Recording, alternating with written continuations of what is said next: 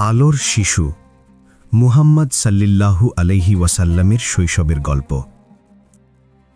মক্কার আকাশে সেদিন তারাগুলো যেন একটু বেশিই উজ্জ্বল ছিল। 570 খ্রিস্টাব্দ, রবিউল আউয়াল মাস। আরবের মুরুশহর মক্কায় বনু হাশিম গোত্রের এক সম্মানিত ঘরে জন্ম নিলেন এক শিশু। তার মা আমিনা বিনতে ওয়াহাব পরে বলতেন, সন্তান ভূমিষ্ঠ হওয়ার মুহূর্তে তিনি এমন একটি আলো দেখেছিলেন যা সিরিয়ার প্রাসাদগুলোকেও আলোকিত করে ফেলেছিল। সেই আলোর শিশুর নাম রাখা হল মুহাম্মদ। কিন্তু জন্মের আগেই পিতা আব্দুল্লাহ মারা গিয়েছিলেন। ছোট্ট মুহাম্মদ এলেন এই পৃথিবীতে ইয়েতিম হয়ে, দুধ মায়ের কোলে মরুর বুকে। আরবের প্রথা ছিল মক্কার সম্ভ্রান্ত পরিবারের শিশুদের মরুর বুকে পাঠানো হতো দুধ মায়ের কাছে। সেখানকার খোলা বাতাস, কঠিন জীবন আর বিশুদ্ধ আরবি ভাষার সংস্পর্শে বড় হতো শিশুরা। বনু সাদ গোত্রের হালিমা বিনতে আবি জুয়াইব সেবার মক্কায় এসেছিলেন একটি ধনী পরিবারের শিশু নিতে। তার স্বামী হারিস তাদের নিজের একটি দুধের শিশু আর একটি বৃদ্ধ উটনি নিয়ে বের হয়েছিলেন। পথটা ছিল কষ্টের। উটনির দুধ ছিল বললেই চলে। হালিমার নিজের বুকেও দুধ কম। মক্কায় পৌঁছে অন্য সব দুধ মায়েরা একে একে ধনী পরিবারের শিশু বেছে নিলেন। হালিমার সামনে শুধু একজনই বাকি রইলেন, সেই এতিম শিশু মুহাম্মদ। দরিদ্র হালিমা মনে ভাবলেন, এতিমের জন্য পরিবার কতটুকুই বা দেবে। তবু শূন্য হাতে ফেরার চেয়ে তিনি সেই শিশুটিকেই কোলে তুলে নিলেন। এবং তখন থেকেই শুরু হলো এক অলৌকিক পরিবর্তন। হালিমা পরে বর্ণনা করতেন, যেই তিনি ছোট্ট মুহাম্মদকে বুকে তুলে নিলেন, তার বুকে দুধ ভরে গেল। বৃদ্ধ উটনির ওলানেও দুধ এলো। ফেরার পথে তাদের দুর্বল উটনি এতটাই দ্রুত হাঁটতে লাগল যে অন্য দুধ মায়েরা অবাক হয়ে বললেন, হালিমা, এটা কি সেই উটনি যে আসার পথে এত পিছিয়ে পড়েছিল? বনু সাদের গ্রামে ফিরে হালিমা লক্ষ্য করলেন তাদের বকরির পালে দুধ বেড়ে যাচ্ছে, মাটিতে ফসল হচ্ছে আগের চেয়ে ভালো। পাড়া প্রতিবেশীরা জিজ্ঞেস করতেন, হালিমা, তোমার বাড়িতে কি হয়েছে? সেই ছোট্ট শিশু মুহাম্মদ মরুর বুকে বেড়ে উঠছিলেন। 2 বছর, তারপর আরও 2 বছর।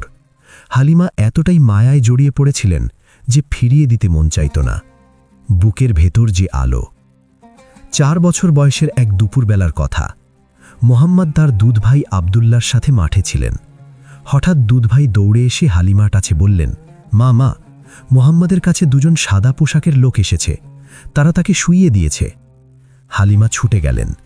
দেখলেন মুহাম্মদ দাঁড়িয়ে আছেন, মুখ একটু ফ্যাকাশে, কিন্তু চোখে অদ্ভুত এক শান্তি। ইসলামের ইতিহাসে এটি শাক্কু উস-সদর বা বুক বিদীর্ণের ঘটনা হিসেবে বর্ণিত। 2 ফেরেশতা এসে তার বুক খুলে হৃদয় পরিষ্কার করে দিয়েছিলেন, সমস্ত কালিমা, সমস্ত মানবিক দুর্বলতা দূর করে। এটি ছিল তার সেই মহান দায়িত্বের জন্য প্রস্তুতির শুরু, যা তিনি নিজেও তখন জানতেন না।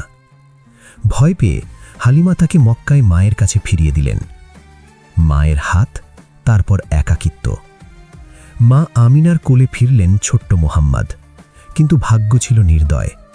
মুহাম্মদের বয়স যখন মাত্র 6 বছর, আমিনা তাকে মদিনায় গেলেন স্বামীর কবর জিয়ারাত করতে এবং আত্মীয়দের সাথে দেখা করতে। ফেরার পথে আবওয়া নামক স্থানে আমিনা অসুস্থ হয়ে পড়লেন, আর উঠলেন না। 6 বছরের ছোট্ট মুহাম্মদ মায়ের মৃতদেহের পাশে বসে রইলেন। মরুর বালু, নিস্তব্ধ রাত আর একটি শিশুর বুক ফাটা কান্না। সেবিকা উম্মে আইমান তাকে কোলে তুলে মক্কায় নিয়ে এলেন। ইয়েতিমের ওপর ইয়েতিম। বাবা জন্মের আগেই গেছেন, মা গেলেন 6 বছরে।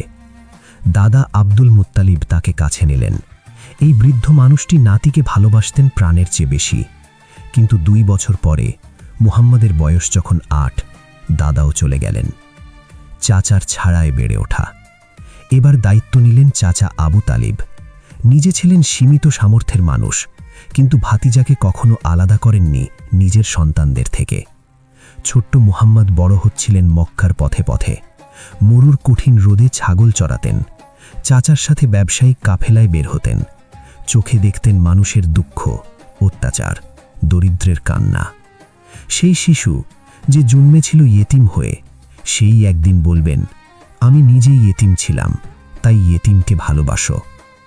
মক্কার মানুষ তাকে চিনত একটি নামে, আল আমিন, বিশ্বস্ত, সৎ, যার কাছে আমানত রাখা যায়। সেই শৈশবের প্রতিটি কষ্ট, প্রতিটি একাকিত্ব, প্রতিটি হারানোর বেদনা, সবকিছু যেন গড়ে তুলছিল সেই মহান মানুষটির জন্য, যিনি একদিন সমগ্র মানব জাতির কাছে রহমত হয়ে আসবেন।